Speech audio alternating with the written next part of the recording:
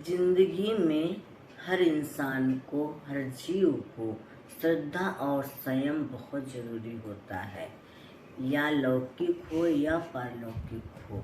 जो श्रद्धा और संयम से बंधे रहते हैं उनकी जिंदगी, जिसे कहा गया, गायत्री जप सभ्यता के संध्या के लिए नेम टेक और प्रेम की बातें हैं। जो नियम पूर्वक काम करता है वह काल को भी जीत सकता है। श्रद्धा प्रेम हो तो समय की पाबंदी स्वतः ही होगी। प्रेम के कारण नियम का उल्लंघन हो तो वह ज्यादा गौरव की बात है। विदुर जी की स्त्री का उदाहरण प्रत्यक्ष है। नेम टेक क्रिया के साथ संबंध रखते हैं, हट से संबंध रखते हैं, पर श्रद्धा प्रेम हो वो भाव की बात, अपने हाथ की बात नहीं होती। भगवान की पूजा, स्वाध्याय, नाम जब पाठ में स्वतंत्रता है, पर सत्संग करना और परमात्मा का ध्यान होना, इसमें अपनी परतंत्रता है। बिल्कुल परतंत्रता तो नहीं, परंतु कोशिश करते रहो तो परतंत्रता में कमी आती जाएगी। जिसके हृदय में ज्यादा प्रेम आग्रह हो वह सत्संग में जाता है। उसकी श्रद्धा प्रेम बलवान हो तो बढ़िया सत्संगी बन जाता है। हम अच्छे पुरुष को नहीं छोड़े तो अच्छे पुरुष हम नहीं छोड़ेंगे। हम अच्छे पुरुष को नहीं छोड़ेंगे तो अच्छे पुरुष हमें नहीं छोड़ेंगे। ईश्वर के विषय में यह भाव हो जाए कि बिना ईश्वर के हम नहीं रह सकेंगे, तो ईश्वर भी आपके बिना नहीं रह सकेंगे। ये ऊंची बात है। यही बात ध्यान की है। ध्यान पर आपका विश्वास हो जाए तो आप उसके बिना नहीं रह सकेंगे। आपका ध्यान टूट ही नहीं सकता। भगवान के नाम स्वरूप की स्मृति अपने श्रद्धा प्रेम की कमी से है। फिर ध्यान भजन विस्मृति छूट नहीं सकता।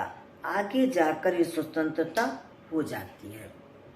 आप कोशिश करें तो आपको इतनी स्वतंत्रता मिल सकती है कि भगवान भी आपसे मिले बिना नहीं रह सकेंगे।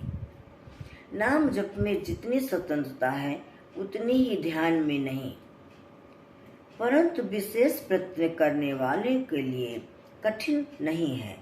प्रयत्न पूर्वक कोई भी काम करे तो कुछ भी असंभव नहीं होता। वह भगवान के अनुकूल बन जाए तो भगवान उसके अनुकूल बन जाते हैं। भगवान हनुमान जैसे भक्त के बस में होते हैं। कहा जाता है कि प्रेम के बस में होते भगवान। सुमिर सुमिर सुमिर पवन सुत पावन नामू, अपने बस करि राखे रामू। अपितु अजामिल गज गन काऊ, भय मुकुट हरि नाम प्रभाव। बालकांड में राम नाम का महात्म बतलाया गया है। हनुमान जी ने नाम जप से भगवान को अपने बस में कर लिया। अजामिल ने भगवान को अपने अधीन कर लिया। भगवान के दुर्वासा ऋषि से कह दिया, अहम भक्त पराधीन।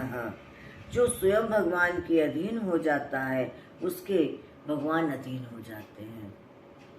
भगवान का कथन है, ये यथा मां प्रबंधन्ते तथैव भजाम्यहम्। यह कानून है, जो भक्त भगवान पर निर्भर होकर उनके अधीन रहता है, भगवान उसके अधीन हो जाते हैं। एक बार महाराज युधिष्ठिर श्री कृष्ण जी के महल गए। हस्तिनापुर में भगवान अर्जुन के महल में रहते थे। वहाँ युधिष्ठिर ने भगवान को ध्यान में मग्न देखा। युधिष्ठिर ने उनको नमस्कार किया और बैठ गए। युधिष्ठिर उनको ईश्वर समझकर नमस्कार किया करते थे, पर महाराज श्री कृष्ण युधिष्ठिर को बड़ा भाई समझकर प्रणाम किया करते थे। भगवान का ध्यान टूटा तो युधिष्ठिर ने पूछा कि आप किसका ध्यान करते हैं? आप तो विश्व के मालिक है, सारा विश्व आपका है, ध्यान करता है। भगवान ने कहा, सशैया पर पड़े हुए भीष्म मेरा ध्यान करते हैं, इसलिए मैं उनका ध्यान करता हूँ। किसी देश का राजा किसी दरिद्र को याद कर ले तो उसका दारिद्र्य भाग जाता है, उसका दारिद्र्य खत्म हो जाता है। वैसे ही भगवान हमें याद कर लें तो हमारी दरिद्रता भाग जाए। हमारी दरिद्रता है जन्म मरण।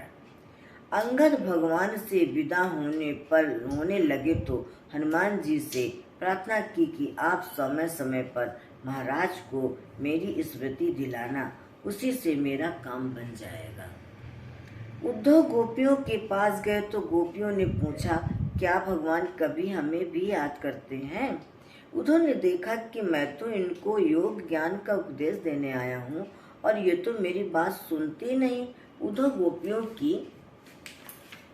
गोपियों को बात को समझ गए और भगवान के पास आकर कहने लगे, भगवान आपने मुझको गोपियों को योग और ज्ञान का उपदेश देने के लिए नहीं भेजा था, बल्कि मुझे ही प्रेम सिखाने के लिए भेजा था।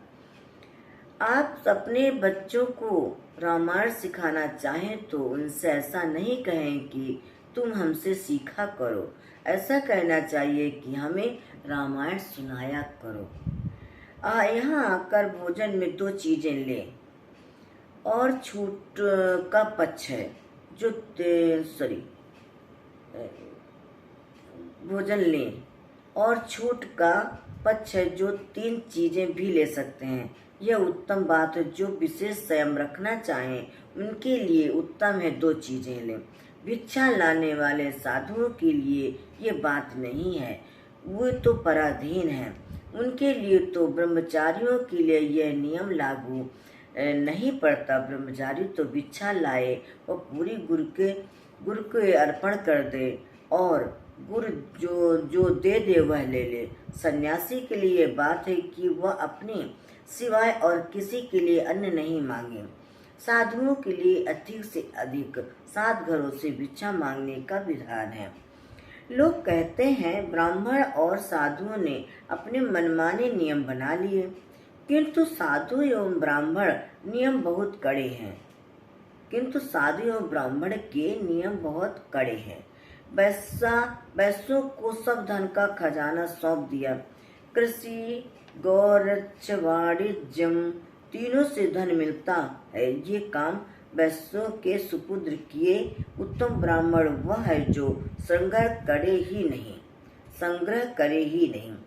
यदि संग्रह करे तो अधिक से अधिक 1 माह का। ब्राह्मण की शिलोच्छ वृत्ति है। दूसरी वृत्ति है दान लेना और यज्ञ करना। बिना मांगे अपने आप मिल जाए वह दूसरे नंबर पर है। आजकल धर्म के पालन में कठिनाई है। साधु और ब्राह्मणों